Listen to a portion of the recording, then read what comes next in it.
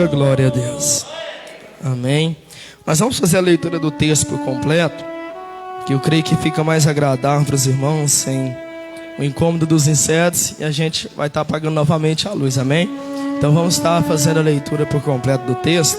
Fecha os seus olhos, encurva a tua cabeça em reverência à palavra do Senhor, amados. Senhor, nós sabemos que o Senhor Deus fala conosco no louvor, nas oportunidades, em todas as oportunidades que tem, o Senhor Deus fala conosco, o Senhor fala com a tua igreja. Eu te peço que neste momento da ministração da tua palavra, todos venham receber e entender o que o Senhor Deus quer falar aqui nessa noite. Pai, antes mesmo que eu diga uma sequer palavra, que venha ser da direção do Senhor, venha ser no controle do Senhor, e venha ser a palavra que vem do coração do Senhor, porque a tua vontade ela é boa, perfeita e agradável, Senhor. Então fala com a tua igreja, se revela a eles através da tua palavra nessa noite. Que nós possamos, meu Pai, se preparar para a Santa Ceia com os nossos corações quebrados, Senhor. Meu Pai, querendo mais cada dia da tua presença, do teu poder. Fala conosco através desta palavra, em nome do Pai, do Filho e do Espírito Santo de Deus. Amém. E graças a Deus. Acompanha aí, amados, em nome de Jesus. Evangelho de Mateus, capítulo 27 e versículo 45. O subtítulo diz assim da palavra do Senhor, na tradução da minha Bíblia: a morte de Jesus. Desde a hora sexta até a hora nona, houve trevas sobre toda a terra. Por volta da hora nona, clamou Jesus em alta voz, dizendo: Eli, Eli, lama sabachthani, o que quer dizer: Deus meu, por que me desamparastes? E alguns do que ali estavam ouvindo isto, dizia ele: clamam por Elias.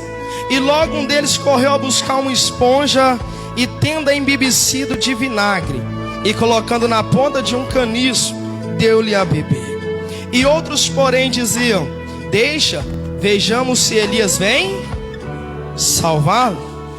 E Jesus, clamando outra vez, com grande voz, entregou o Espírito. Diga glória a Deus. Versículo 51. Eis que o véu do santuário se rasgou em duas partes, de alto a baixo, tremeu a terra, fenderam-se as rochas. Versículo 52. Abriram-se os sepulcros, e muitos corpos de santos que dormiam ressuscitaram. E saindo dos sepulcros depois da ressurreição de Jesus, entraram na cidade santa e apareceram a muitos. 54. O centurião e os que com ele guardavam a Jesus, vendo o terremoto e tudo que se passava, ficaram possuídos de grande temor, e disseram: verdadeiramente este era o Filho de... Diga glória a Deus. Estavam ali muitas mulheres observando de longe. Eram as que vinham seguindo a Jesus desde a Galileia para o servir. Entre elas estavam Maria Madalena, Maria, mãe de Tiago e de José, e a mulher de Zebedeu. Diga graças a Deus. Amém. Pode se assentar, em nome do Senhor Jesus Cristo. Se puder apagar a luz aqui da frente, por favor, eu creio que vai ficar melhor para os irmãos também, em nome de Jesus. Amém. Mas nessa noite, noite de Santa Ceia, noite de se entregar a nossa vida para Jesus. Todos sabem que Jesus deixou a Santa Ceia, eu creio, para que se fosse um dia especial. Hoje, no nosso dia, nós vemos que não é só um dia, mas que seja um culto especial. Então nós precisamos, a primeira coisa, antes de às vezes só olhar para um culto de Santa Ceia, só ir num culto de Santa Ceia, precisamos entender que é o mais especial das nossas vidas, é o mais importante das nossas vidas. Santa Ceia é dia de relembrarmos, entrar em memorial o que Jesus fez pelas nossas vidas. Amém? E a palavra de Deus que Deus coloca no meu coração nessa noite, dentro daquilo que Jesus passou, a Bíblia vai falar um pouco sobre a morte do Senhor Jesus, sobre a entrega dele na cruz. A Bíblia diz que depois de muito julgamento, de muita luta, de muita batalha, de muita dor, de muita traição. Quando eu digo muita traição, às vezes a gente só lembra da traição de Judas.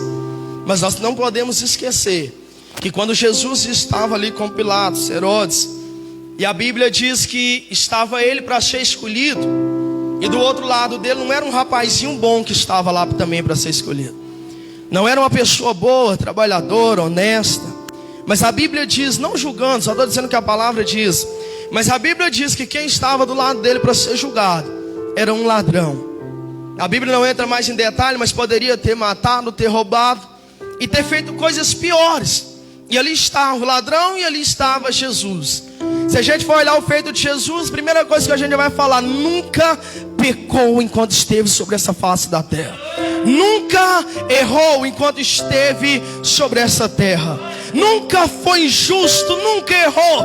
Tentaram de toda forma pegar Jesus por contra a parede para ver o que ele respondia, e ele sempre tinha a resposta certa. Ele sempre tinha a resposta exata. Certa vez pegaram Jesus e levaram a mulher em adultério. Foi pega em adultério e disse para ele: Jesus, a lei de Moisés diz, se é pega em adultério, tem que ser apedrejado. Jesus então diz: quem não tem pecado, atira a primeira pedra. Então ele sempre tinha a resposta. Ele sempre foi sábio. Ele é o Deus das nossas vidas. Ele sempre tem a resposta. Nunca pegaram Jesus desprevenido. Sabe o que a gente já precisa entender no nosso coração? Esse é o nosso Deus. E diante de qualquer problema, diante de qualquer situação que a gente possa passar nessa terra, os nossos problemas às vezes nos pega desprevenido, mas nunca pegará o Deus das nossas vidas. Os nossos problemas, as nossas lutas, as nossas tribulações, o que nos faz chorar, nunca pegará o nosso Deus desprevenido. Pelo contrário, Ele tem resposta para tudo. Aleluias. Ele sempre terá resposta para as nossas vidas, para aquilo que perguntamos, para aquilo que queremos ouvir. Às vezes o que acontece é que Ele responde o que a gente não queria ouvir, e a gente não deixa entrar no nosso coração. E lá na frente, quando pagamos um preço, pensamos: Jesus não viu, Jesus não olhou, Jesus não está vendo o que eu estou passando. Muitas situações é às vezes nós que não acatamos o que queremos ouvir. Pastor, que o senhor está dizendo isso? Ele foi levado até a cruz, porque ele foi chegado até ali, porque aquelas pessoas só ouviram o que não quiseram ouvir. Eles só viram também o que não queriam ver. Eles não queriam ver o Messias fazendo milagre. Eles não queriam aceitar que Ele era o Salvador deste mundo. Eles não queriam aceitar que Jesus, Ele era o verdadeiro, era o que viria, era o que nasceria. Ele seria a semente da mulher. Eles não queriam aceitar que Ele era o escolhido, que a estrela no Oriente brilharia, e brilhou. Mas eles não queriam aceitar que era Ele e que Ele é Deus. Aleluias. O que nós precisamos vigiar como igreja é jamais deixar entrar incredulidade no nosso coração, de não aceitar que Ele é Deus da nossa vida e da nossa casa. Aleluias. O que nós precisamos mais cuidar é que não chegue isso a nós, porque somos seres humanos. E a Bíblia diz que quando Ele está do lado de um ladrão, pessoas vão gritar: crucifica Jesus e solte Barrabás. Aí quando eu digo nossa igreja, precisamos cuidar, vigiar, para que nós não se corrompa de tal forma. Às vezes vão pensar: não precisa disso, pastor. Precisa, porque certa vez quando Jesus entra em Jerusalém montado numa jumentinha, a Bíblia diz que aquele povo, amados, as mulheres pegavam os véus, jogavam o chão com sinal de reverência, colocavam sua cabeça sobre o véu no chão, em sinal de respeito e reverência, porque Jesus estava entrando naquela cidade. A Bíblia diz que aquele povo pegavam ramos, estavam com ramos nas mãos, em reverência, em alegria, em harmonia, em festa, porque o Rei dos Reis estava entrando em Jerusalém. Mas sabe o que eu tenho para te dizer? Porque que a igreja precisa vigiar? E estamos nas últimas horas, estamos nos últimos dias, porque as mesmas que colocavam a cabeça no chão, os mesmos que balançavam os ramos, estão gritando agora: solte Barrabás e crucifica Jesus. A raça humana pode se contaminar, precisa a igreja vigiar cada dia mais. Aleluia. Os mesmos que estavam em reverência adorando o Senhor, está lá está gritando: solte Barrabás e crucifica Jesus. Não precisa ir muito longe, porque às vezes você conhece um crente desviado que coloca culpa em tudo porque parou, e às vezes não aceita nenhum nome de Deus mais na vida deles. Precisamos cuidar cada dia mais, porque a igreja diz: cuidai vós que está de pé, para que não caia. O diabo não nos derruba com pedrona, mas ele derruba num simples desânimo de eu não ir para o culto. Ele nos derruba numa simples tristeza, e ele vem, sopra e diz: o Senhor não está vendo, é Deus que é culpado. Ele nos derruba com as pedrinhas: tá bom do jeito que tá, permanece aí. Tá bom do jeito que tá, não precisa mais, não faz mais. Tá bom da maneira que você está, assim tá bom. Ele nos derruba com pedrinhas: somente vai à igreja, não precisa adorar. Satanás até te manda vir para a igreja, mas ele diz: não precisa adorar, não abre a tua boca, não presta atenção na pregação, tu pode cochilar na hora.